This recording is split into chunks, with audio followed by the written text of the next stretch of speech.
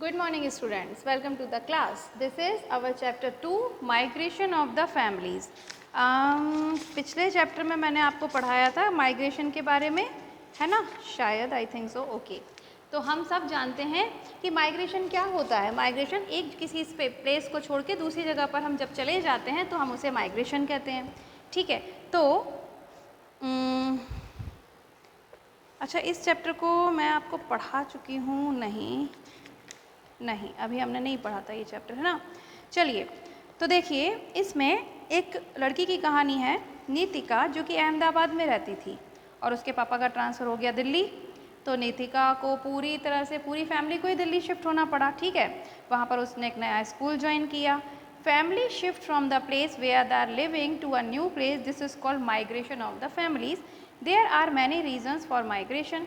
People migrate due to economic and educational reasons and for better facilities and rehabilitation. अब देखो, बहुत बड़े बड़े वर्ड्स हैं इसमें. ठीक है, ध्यान से समझने की बात है क्योंकि अभी आप थोड़े बड़े तो हो गए हो. ठीक है, तो देखिए, सबसे पहला वर्ड तो आता है माइग्रेशन. माइग्रेशन मतलब जहाँ हम रहते हैं उस जगह को छोड़कर कहीं दूसरी जगह शिफ्ट हो जाते हैं. ठीक है, चलिए जी, अब ये कह रहे हैं कि Nitika's family was living in Ahmedabad. Nitika एक छोटी सी लड़की है जो आपके ही बराबर होगी और वो अहमदाबाद में रहती थी. लेकिन उसके पापा का ट्रांसफ़र हो गया न्यू दिल्ली में, तो भाई वो न्यू दिल्ली शिफ्ट हो गई. वहाँ उसने एक नया स्कूल भी ज्वाइन कर लिया. फैमिलीज़ जब शिफ्ट करती हैं इस तरीके से तो किसी नई जगह पर, तो हम उसे माइग्रेशन कहते हैं. और माइग्रेशन करना पड़ता है बहुत सारे कारणों से. क्या क्या रीज़न्स होते हैं माइग्रेशन के? भाई कहीं कहीं पर तो एजुकेशन की प्रॉब्लम होती है तो लोगों को शिफ्ट करना पड़ता है. कहीं कहीं पर इकोनॉमिक मतलब पैसों की प्रॉब्लम. पैसों की प्रॉब्लम कैसे?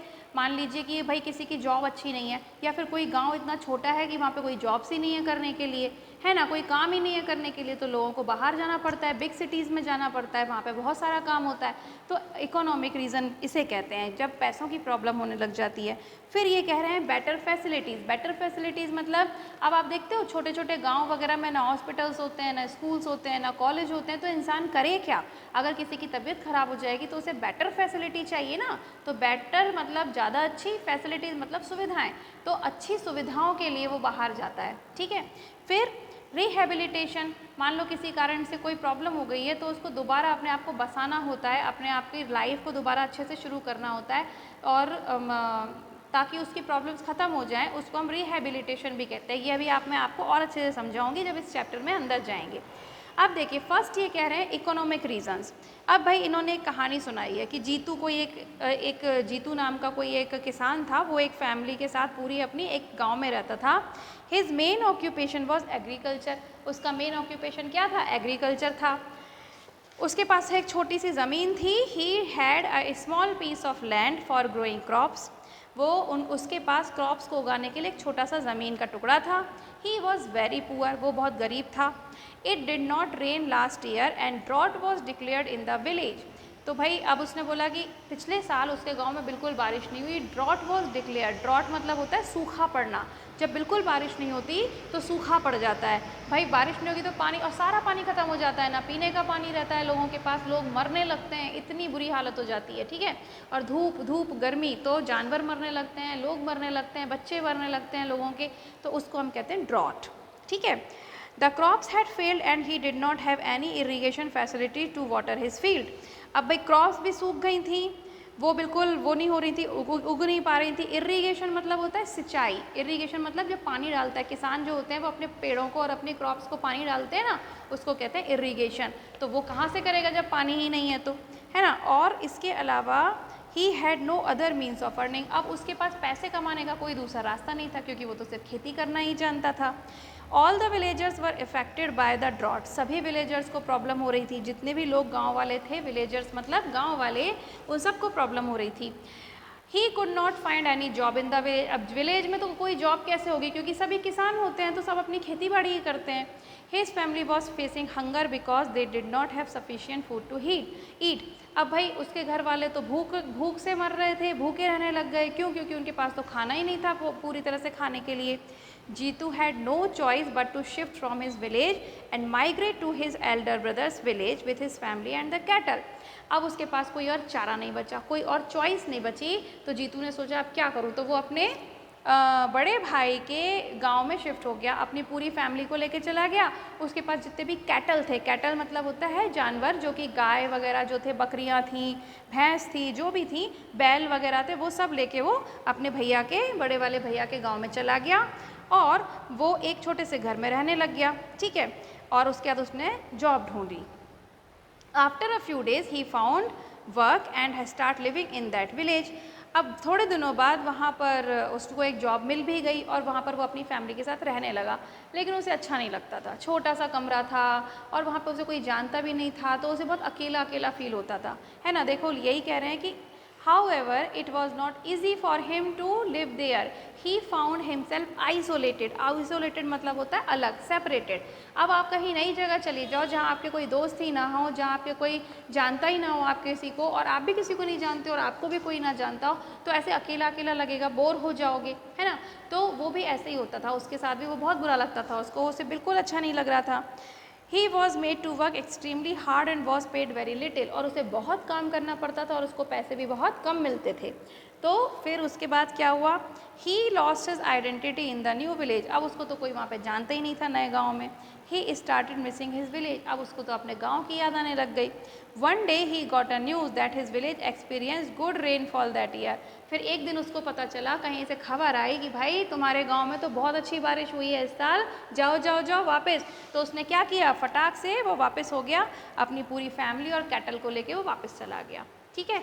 एक तो ये इस तरीके से होता है, कई बार लोगों को अपनी रहने की जगह को चेंज करना पड़ता है ताकि उनको पैसे मिल सकें, कई बार ऐसी प्रॉब्लम हो जाती है। अब देखो कोरोना में भी कितने सारे लोगों के साथ ऐसा हुआ है, जो लोग गांव से आके शहरों में काम करते थे अब सब बंद हो गया, तो बेचारे क्या करें, उनके पास तो खाने के लिए भी नहीं, तो कुछ लोग तो पैदल पैदल अपने गाँव गए थे, उनके पास टिकट के भी पैसे नहीं थे।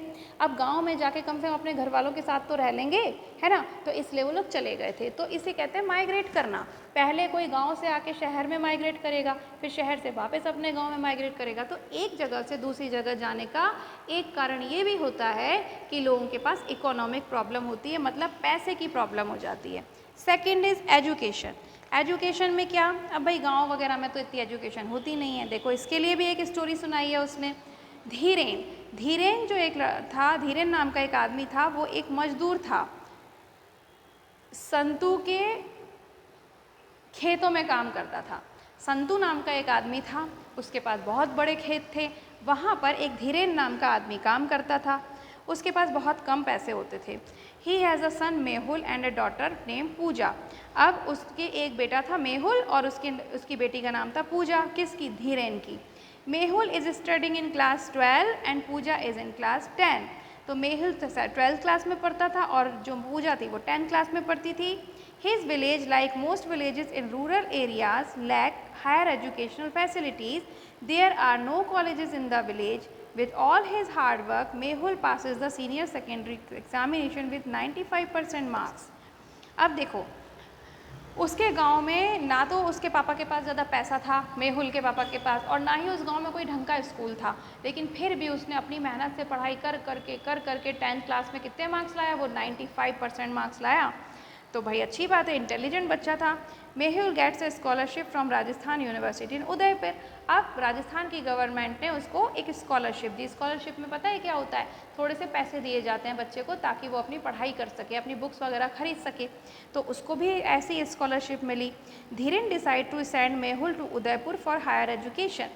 पर इसके लिए एक शर्त थी कि उदयपुर में आके पढ़ना होगा, अपना गांव छोड़ के आना पड़ेगा। तो उसके पापा ने डिसाइड किया, उसका पापा कौन, धीरेन, धीरेन उसके पापा, और उन्होंने डिसाइड किया कि भाई मैं तो अपने बेटे को भेजूंगा क्योंकि मेरा बेटा तो इंटेलिजेंट है, मेरी तरह गरीब नहीं बनना चाहिए, क्योंकि मैं तो मजदूर हूँ, मैं तो किसी दूसरे के खेतों में काम करके जैसे तैसे अपना काम कर रहा हूँ, लेकिन मेरा बेटा तो इतना इंटेलिजेंट है तो वो तो अच्छे से पढ़ेगा तो और बड़ा इंसान बनेगा। तो इस चक्कर में उन्होंने सोचा कि अच्छा रहेगा, तो उन्होंने अपने बेटे को उदयपुर भेजने के लिए सोच लिया। He wanted Mehul to study hard and become a successful man one day, but he thinks that if his son goes to the city away from his family for higher education, education then the expenditure of his family would increase. अब उसने ये सोचा उसके पापा ने कि भाई अच्छा है, मेरा बेटा इंटेलिजेंट है, मैं इसको बाहर भेजता हूँ पढ़ने के लिए। लेकिन एक प्रॉब्लम ये थी कि अगर मैं उसको बाहर भेजूँगा तो बाहर रहने में उसका खर्चा भी बहुत होगा, क्योंकि वहाँ पर उसको खाने के लिए अलग चाहिए पड़ेगा, उसके लिए किराया भेजना पड़ेगा, इतने पैसे मैं कहाँ से लाऊँ। फिर he would not be able to afford the expenses, अब वो तो इतने खर्च नहीं उठा सकता था। Ultimately he decide to migrate to Udaipur, तो उसने डिसाइड किया कि अब मैं पूरी फैमिली को ही लेके जाता हूँ, पूरी तरह से माइग्रेट ही कर लेता हूँ, गांव छोड़ के उदयपुर चला जाता हूँ। When he reaches the city, he first finds a small house away from the city. He also gets a job in the city as a laborer on daily wages. अब क्या हुआ, वो चला गया। सबसे पहले तो उसने एक छोटा सा रूम ढूंढा, छोटा सा घर ढूंढा अपने लिए, हाउस रहने के लिए, और फिर उसके बाद उसने एक छोटी सी नौकरी ले ली, मज़दूर बन गया। वो गांव में भी वो मज़दूर था और यहाँ पर भी वो मज़दूर बन गया। ठीक है, अच्छा जी। To earn more his wife Sheena also start working as a labourer at a construction site near their house. अब उसकी जो मम्मी थी वो भी कहीं काम करने लग गई, है ना, वहाँ पर एक घर बन रहा था कुछ, तो वहाँ पर जाकर वो भी मजदूरी करने लगी ताकि कुछ घर में ज़्यादा पैसे आ सकें। फिर Mehul joins the college and Pooja joins a nearby government school. Mehul college में चला गया और पूजा भी स्कूल जाने लगी। The school gives free books, free education, free uniforms, free stationery to Pooja. तो जो स्कूल था वो गवर्नमेंट स्कूल था। गवर्नमेंट स्कूल जो होता है तो उसमें पूजा को बुक्स भी फ्री में मिल गई, उसकी पढ़ाई भी फ्री में हो गई, उसकी यूनिफॉर्म भी फ्री में मिल गई, और उसके जो कॉपी किताबों की स्टेशनरी जिसको कहते हैं वो भी फ्री में मिली। Pooja is also happy with in her new school, but Dhiren is missing his village, so he decides that once Mehul and Pooja complete their education in Udaipur, he and his family will go back to their village to spend the rest of their lives there. लेकिन अब पूजा तो खुश हो गई, मेहुल भी पढ़ने चला जाता था, पूजा भी खुश हो गई वहाँ पे जाके, लेकिन जो धीरेन था, है ना, उसको बहुत याद आ रही थी अपने गांव की। तो उसने सोचा जब मेहुल की पढ़ाई पूरी हो जाएगी और वो एक अच्छा मतलब एक रिच मैन बन जाएगा, और जब पूजा की भी पढ़ाई पूरी हो जाएगी तो मैं तो अपने गांव वापस चला जाऊंगा। उसने ऐसा सोच लिया। ठीक है, ठीक है भाई। अब हम कहते हैं बेटर फैसिलिटीज़। तो बेटर फैसिलिटीज़ का क्या मतलब होता है?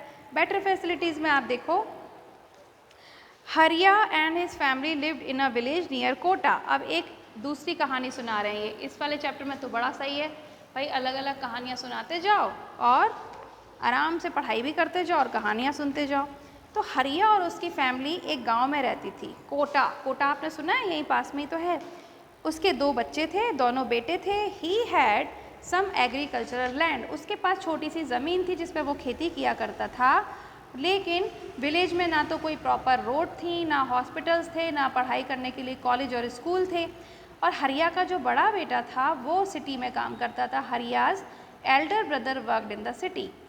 Looking at the condition of the village and the poor facilities available there, he took Hariya's son to Kota city. अब जो हरिया के बड़े वाले भैया थे वो सिटी में रहते थे, कोटा में। जब उन्होंने गांव में आके देखा तो उनको पता चला कि भाई गांव में तो कोई फैसिलिटी ही नहीं है, ना तो कोई स्कूल्स हैं ढंग के, ना कोई कॉलेज हैं अच्छे। तो उसने क्या कहा अपने छोटे भाई को, बोला हरिया तू अपने बेटे को मेरे साथ भेज दे, तो मैं उसको शहर में पढ़ाऊँगा, वहाँ पर अच्छी फैसिलिटीज़ हैं, अच्छे स्कूल्स हैं और इंटेलिजेंट है, तो वो अच्छा पढ़ लिख के अच्छी जॉब मिलेगी उसको। तो उसने कहा कि ठीक है, और उसने हरिया को भरोसा दिलाया कि he would take good care of both his sons by providing them with the best educational facilities in Kota. और उसने अपने भाई हरिया से प्रॉमिस किया कि तुम चिंता मत करो, मैं तुम्हारे दोनों बच्चों को लेके जा रहा हूँ और इनको बहुत अच्छे से पढ़ाई करवाऊँगा, वहाँ पे बहुत अच्छे अच्छे स्कूल्स हैं, कॉलेज हैं, तो तुम चिंता बिल्कुल मत करना। हरिया सन्स स्टडीज़ वेरी हार्ड। अब हरिया के जो सन थे, दोनों बच्चे थे लड़के, वो दोनों बहुत मेहनत से पढ़ने लगे और उन्होंने अपनी हायर एजुकेशन कंप्लीट कर ली, कॉलेज भी पढ़ाई कर ली, यूनिवर्सिटी में भी पढ़ाई कर ली, सारी पढ़ाई कंप्लीट करके उनको बहुत अच्छी जॉब मिल गई सिटी में। दे वर पेड हैंडसम सैलरीज, और उनको बहुत अच्छी अच्छी सैलरीज भी मिलने लग गई, ढेर सारी। They bought a big new house with excellent facility. अब इतने सारे पैसे जब मिलते थे तो उन्होंने एक नया घर खरीद लिया सिटी के अंदर, और उसमें बहुत अच्छी अच्छी फैसिलिटीज़ थी। अब आप देखते हो ना, शहरों में तो फैसिलिटीज़ होती हैं, गाँव में इतनी फैसिलिटीज़ नहीं होती हैं। और उसके बाद उसने they called their parent to settle for ever in Kota.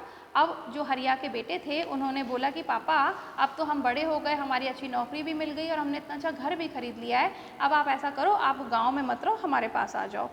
तो city life has excellent facility in regard to transport, communication, trade and health care. और उसने अपने पापा को समझाया कि पापा सिटी में ना बहुत अच्छे हॉस्पिटल्स होते हैं ताकि बीमार पड़ जाओ तो अच्छे से इलाज हो सकता है।